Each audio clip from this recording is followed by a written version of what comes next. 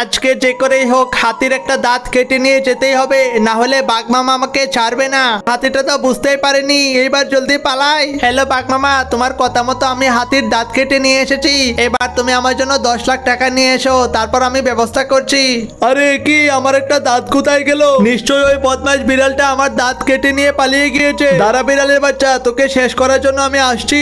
বাঘ মামার কথা মতো হাতির দাঁতটাকে দিয়ে বাঘের একটা মূর্তি তৈরি করি। যাই যাই, জলদি গিয়ে দেখি বিড়ালটা মনে হয় হাতির দাঁত দিয়ে আমার মূর্তি তৈরি করে ফেলেছে। বাঘ মামা, এই যে দেখো তোমার মুখের মূর্তি, একদম তোমার মতোই করে এঁকে দিয়েছি। এবার জলদি আমাকে 10 লাখ টাকা দাও। এইবার আমি এই মূর্তিটাকে নিয়ে আমার গুহার সামনে রাখবো আর সবাইকে বলে বেড়াবো যে হাতির দাঁত দিয়ে মূর্তি বানিয়েছি। ওই বাঘের বাচ্চা, তুই আমার দাঁত কেটে নিয়ে সেই দাঁত দিয়ে তোর মূর্তি বানিয়েছিস। তোকে তো আজকে আমি এখানে শেষ করে দেব। আরে বাঘ মামা, ওই হাতিটা তো তোমাকে মেরে একদম দুর্বল করে দিয়েছে। আচ্ছা যাই হোক, তুমি মার খেয়েছো, আমি তো বেঁচে গিয়েছি।